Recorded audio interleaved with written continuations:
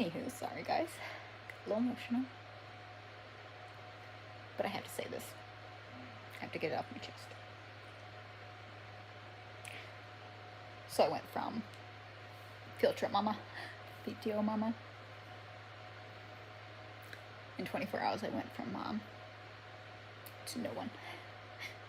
No one. And at that point, we had realized that because of my boyfriend at the time's failed drug test, he had a warrant out. He went and turned himself in. I was in a new town. I knew nobody except for one friend of me and Chaz's who lived kitty corner to me. One friend. So that first month was awful. I didn't leave the house. I didn't eat. I did nothing. I was ready to die. I really was. And looking back at that time period, it was very, very dark for me. I didn't want to go to visits. And that's only because the first few of Mary bringing my kids into my home, seeing them, their face light up, hugs, kisses, being able to snuggle them, hold them for a couple hours, feed them dinner, do stuff like that like a normal. It was wonderful until they left. And I say this because I have a lot of mental illness. Okay, I've been diagnosed with PTSD, ADD, borderline personality disorder, and anxiety and depression. So let me explain. For borderlines, it's very hard for us to get attached to people, even our own children. And it took me years to even really feel that attachment with my kids. But once you have that attachment and it's gone, we can't cope. So my mind immediately guarded. I would rather not see my children than just see them, feel them, hold them, love them, and then watch them leave and say goodbye. And not know if you're going to see them again, when you're going to see them again, if they're okay, if they're safe, if they're happy, taken care of, nothing. That was worse for me than not seeing them at all. And I really regret missing a lot of visits in that point in time. I do. It wasn't fair to them, but if you're a mom, you know. You know. To have to say goodbye to your kids is the worst feeling. Yeah. So, anywho. And you know, the thing is about that is there's nobody in this world that would have made me feel guiltier than what I felt about myself during this period. Nothing. But man, did my DHS workers try. There was nothing I could do, right?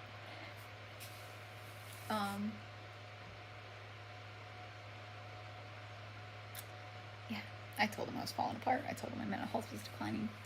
I went and got a mental health check. They referred me to be on meds. So I got on depression meds, anxiety meds, mood stabilizers, ADD medication, depression pills. I'm on 3 different antidepressants because of DHS's recommendations. So I got on the pills. I did my therapy. I did my substance abuse evaluation, my mental health stuff.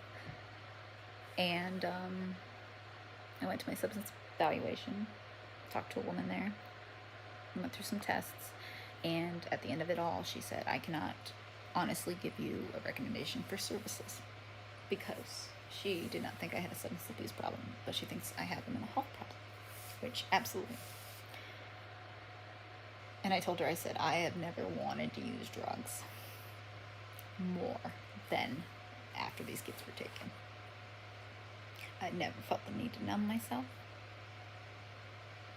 Never felt as low as I've been. So, therapy. I came to DHS with this. I told them all the good news, told them all the things I was doing. I had one job, a car, an apartment by myself at that point.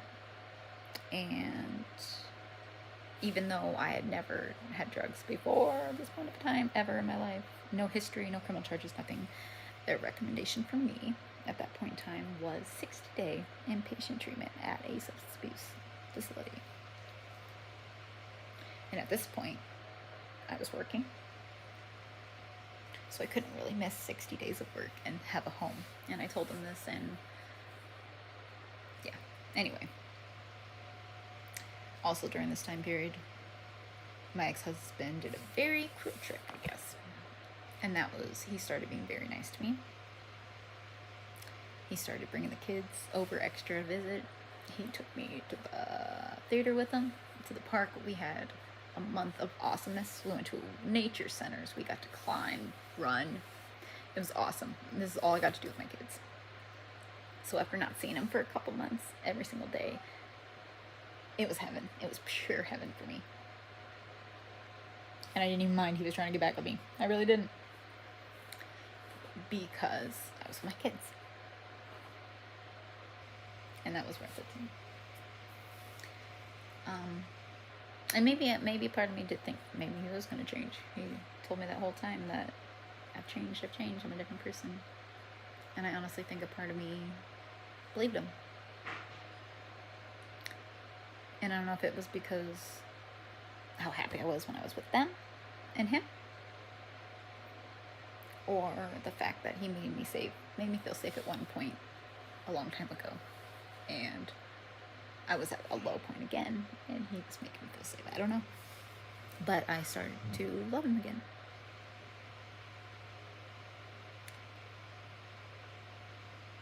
At this point in time, my friend at the time, Nick, and I were staying together because we had been friends, and his ex did not like me, evidently.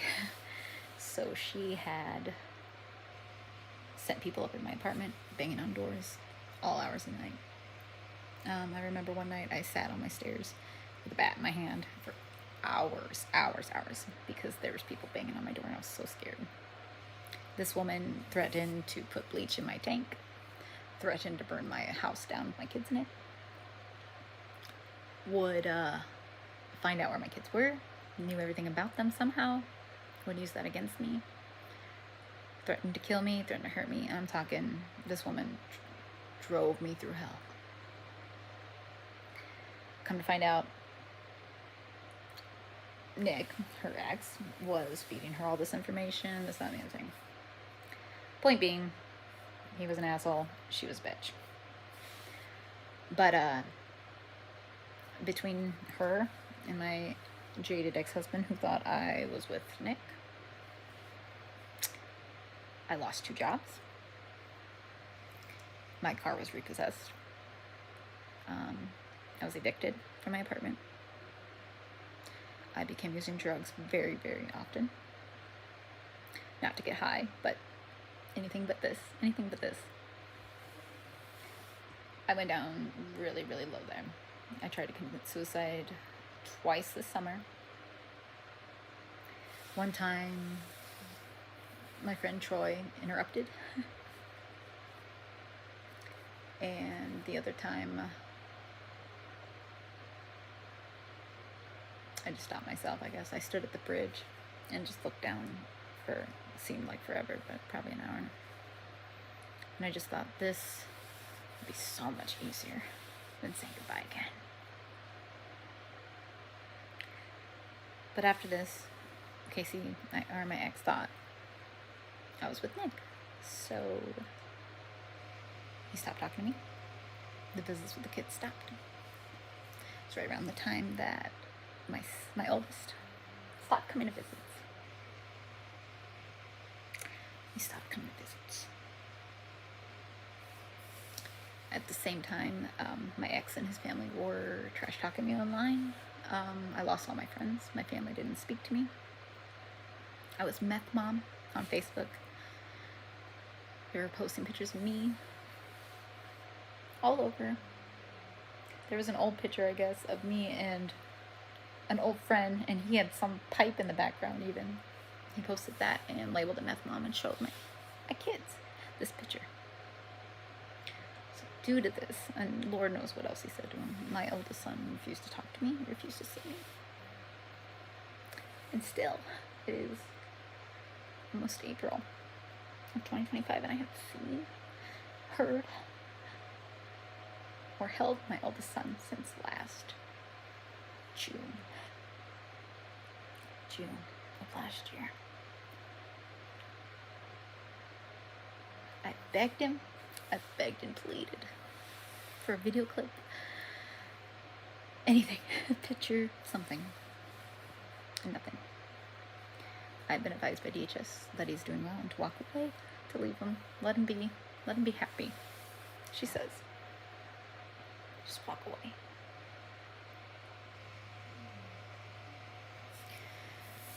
Throughout this hard time,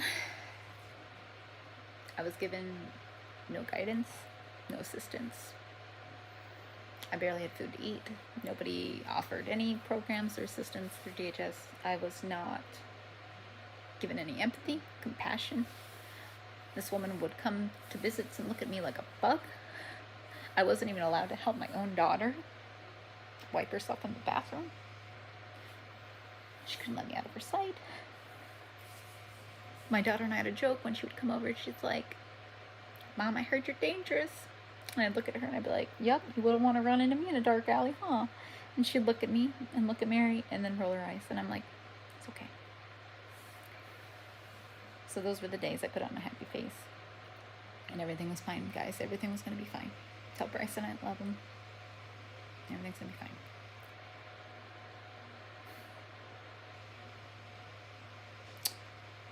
So there came a point in time where the interactions with me and my DHS worker at the time were so volatile or non-existent at all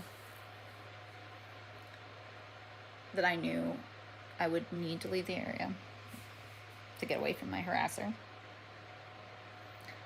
Oh, by the way, these harassment and threats also caused me not to see my kids for weeks on end because it wasn't safe for them to come to my house because of her. She called DHS numerous times to report lies, trying to get my kids out, taken away longer. I don't know what her deal was, but needless to say, I finally turned her in for harassment charges.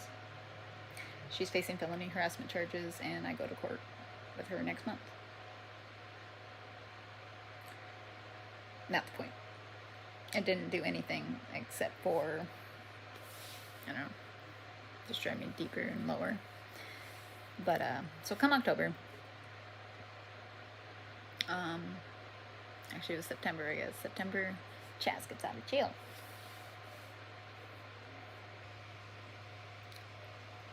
Mind you, since he got out of jail, by that time I had done a lot of things I wasn't proud of. Had to see Nick, the only other man that I ever had feelings for at that point in time, get arrested and drug off by cops. I had to see my best friend Troy get arrested and convinced him to come out of the house to go into arrestment. And he's been in jail for over 9 months now because he took some tools from it. I don't know. He was being naughty, which is fine, but I only had one friend. So, my adopted little daughter also got to go to jail that summer because of my harasser calling in a raid at her house, and she didn't wake up fast enough for the cops to come in. So I had no one at this point. Chaz gets out, and this man saved me. This man got me away from that town. This town put me through hell. At this point in time, people knew all about me and being a meth mom. I got spit on as I walked into gas stations. I was threatened. I don't know, people spread rumors about me. I had no friends. I had nobody. I knew nobody, and everybody knew me in a very negative light. And I didn't realize how negatively, I guess, until I went to return my oldest son's instrument to a school, and I wasn't let in.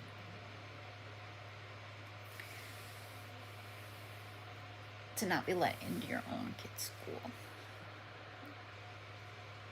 for their safety.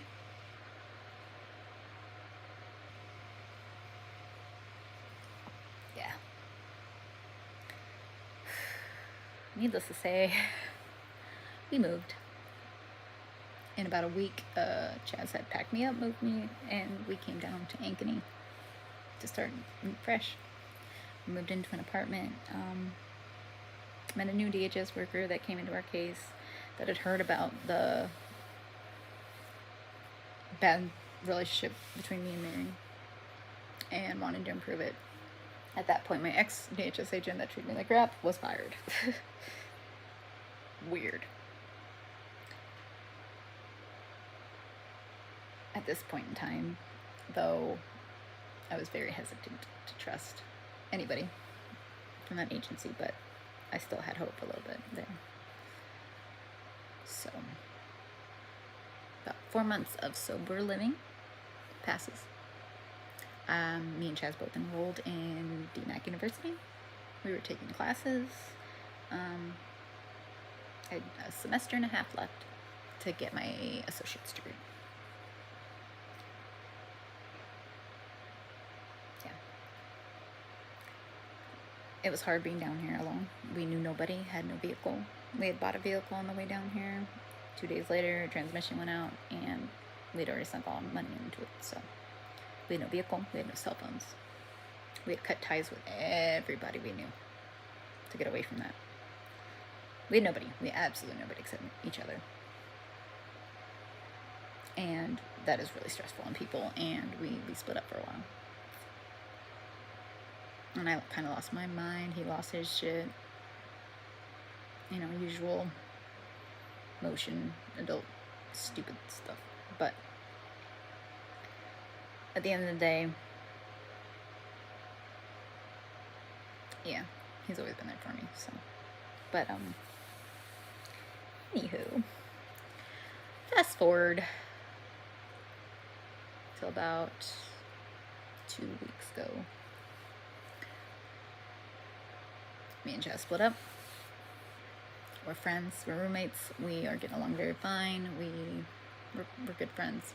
We just decided to take a break, step back, see what we both need, you know, I don't know, we just had a lot of changes, and we just wanted some time. So I get a text, go in for a hair follicle test, which I was told I wasn't going to do again, because they can, I guess, detect up to 6 to 9 months of use. So I said, okay, I will. I let them know. I said, it's probably going to be positive, because I had told them the last time I used, right?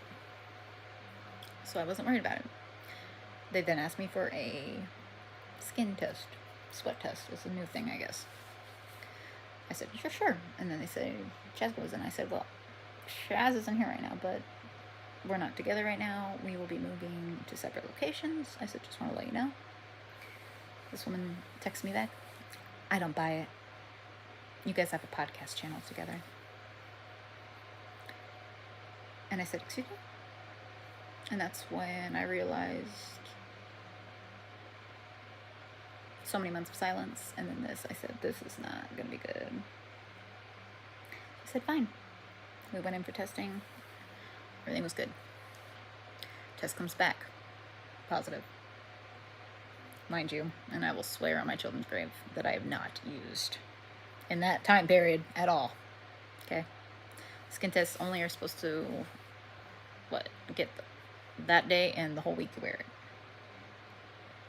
Never did I even come near a drug. Any time period. Okay, it had been 2 to 3 months prior to this. Was the last time I had used. And I was very open and honest about it. Came back positive, both of us, same level. Weird. Which was fine. Because I was told at the beginning of this, relapses we can handle, Amanda. We can always handle relapses. Because we're here to help. What we can't handle is not being honest and truthful. So I was honest and truthful.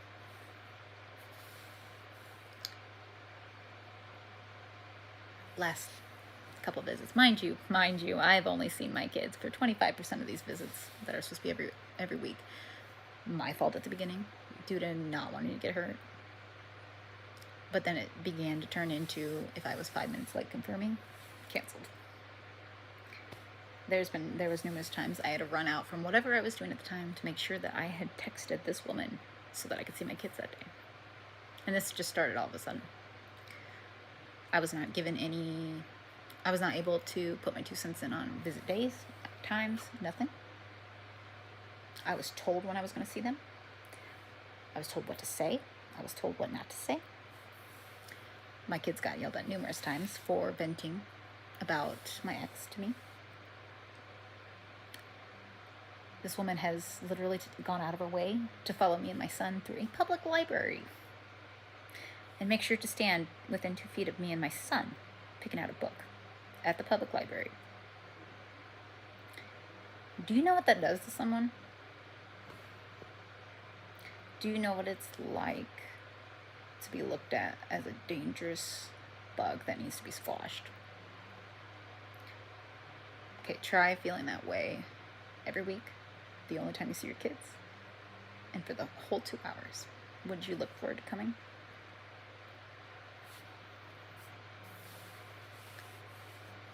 Never once was I asked how was I doing. Even when I was asked at the beginning there, and I told him how bad it was, didn't matter. I was discouraged from starting a relationship back up with Casey, my ex. I was discouraged from starting a relationship up with Nick. I was discouraged from any contact with Chaz. So, alone, I thought I was going to be good. But that's not the case. Every single visit the past almost a year. It'll be a year at the end of this month. 3 more days. It's been almost a year, and I've not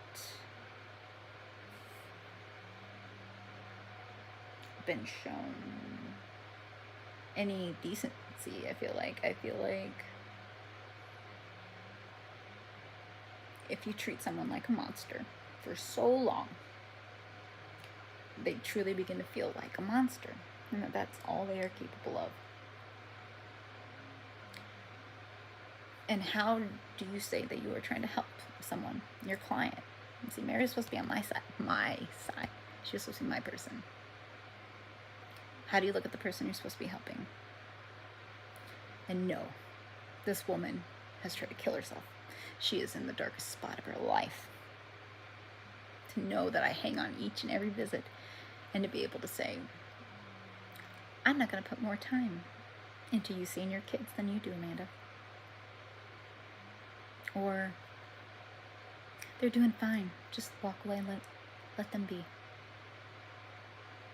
Or to ask about a gas card at the end of this year from somebody else, and for her to say, that's not how it works, Amanda. I said, I'm just asking for some help here, guys. You know I haven't had a car since October of last year. I've had to walk, beg, borrow, steal to get places down here.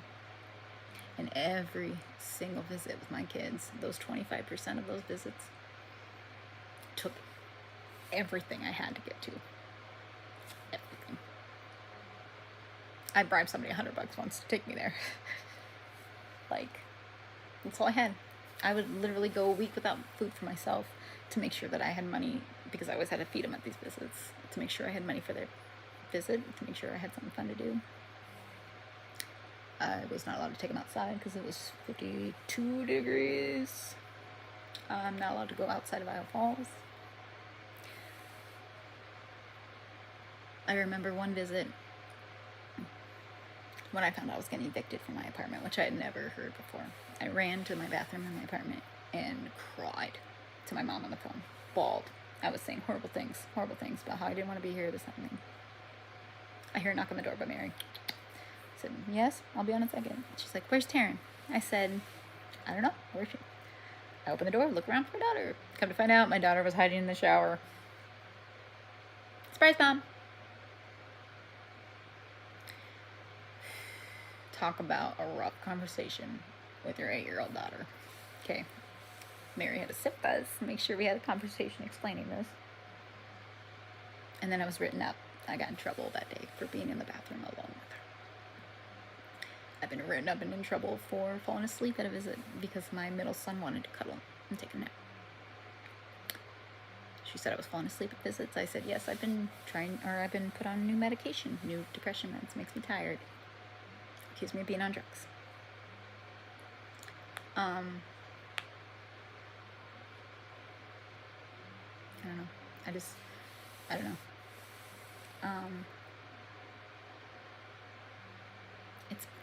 It's been a rough year. And my thing is that now our last court date's coming up. And they've told me what they recommended. Despite every single visit, no safety concerns, none. Because of me being disrespectful or short with my DHS workers and my inconsistency with my visits due to the fact I haven't had a vehicle for 6 months. Due to this, they want to terminate me, my boys' dad, who's been in prison their whole lives, rights, and they want my abusive ex-husband with 3 counts of domestic abuse, 2 counts of child abuse, a long violent history,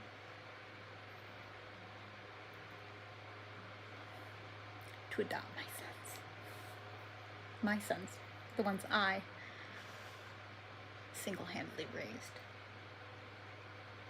and rescued from him.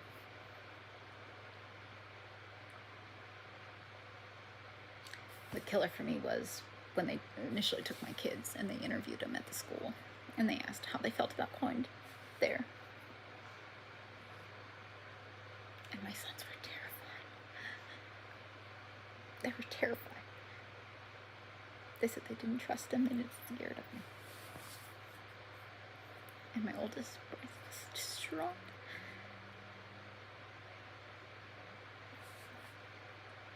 How could you take those kids and bring them to a place like that?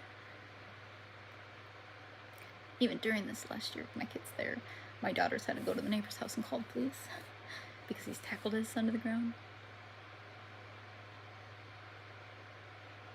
My kids have seen him smack his girlfriend, and they're not even fazed by it anymore because they were so used to him doing worse to me. My daughter thinks that's normal. She came to a visit once and was like, Mommy, Daddy and whatever were fighting and you hit her.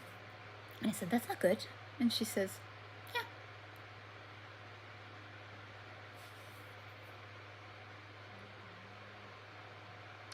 Tell me if anybody else sees what's wrong with this here. I had worked so hard to unprogram my kids to not think that was normal anymore. I thought they had seen me and Chaz's relationship and the fact that I never hurt, never cried, we never fought in front of the kids. And I thought that would stick. I also thought that nothing would get in between me and my kids' relationships. And I forgot what my son's voice sounds like. And I feel stupid begging my other kids to yell his name in the background of a video call to sneak a listen of his voice. Because I have video calls too, if I don't make a visit. And they sit and they listen and they make sure I don't do anything wrong. I had my first video call at my parents' house, and because my parents stepped in the background and said hello, and I said, see you next week, I couldn't see him for another week. I was punished. And that's what this has been. This has been a game of punishment. If you don't jump through this hoop, this is what we're gonna do. We are gonna show you who's in charge. It's all been this year. It has been a poisonous power play, I feel like. And I can't do it anymore.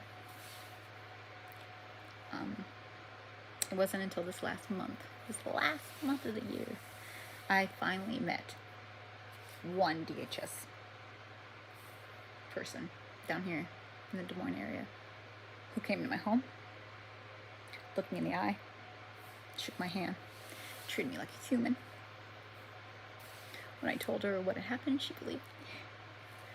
She didn't question anything. She didn't, oh really? She didn't make me feel disgusting. She didn't make me feel dangerous. She didn't make me feel like a failure. She just listened, and she said, you know what, you need to do what's best for you and your kids. And I said, that's what I've been trying to do this whole time. But it's hard to be told that the best thing for your kids is to walk away every week.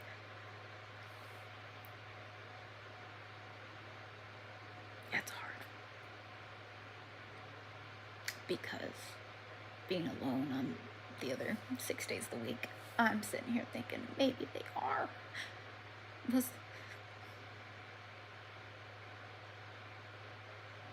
I don't know. But at the end of the day,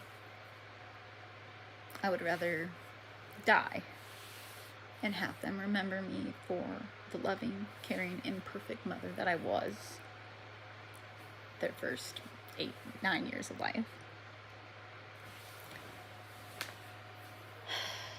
than for them to remember me for this empty, dark shadow person that I have allowed DHS and the system and others to turn me into after a year. I don't want them to see that.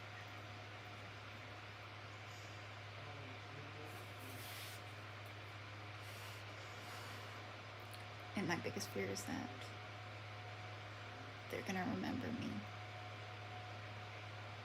the way that everybody's telling them to remember me by right now. DHS, my ex. That terrifies me because I tried so hard for a decade. I mean, I worked my ass off. I'm talking Christmas galore. I'm talking Tooth Fairy, pixie dust. I'm talking Santa letters. I'm talking everything. I pulled out all the stops with these kids. All the stops, because I wanted them to remember it. I wanted them to remember me in their childhood, because that's something I didn't have. I didn't have any memories of me and my parents. We're in a tight-knit family. We didn't do things like that, I guess, as a family. But I wanted that different for them. And I thought I did a good job, I guess, until I didn't. But, and I'm not blaming anybody. At the end of the day, it's that burns on me, and that's something I'm gonna have to live with. But I'm gonna be honest with you guys. This upcoming court thing where they're gonna tell me that they want to terminate my rights after a year. I had a bad year.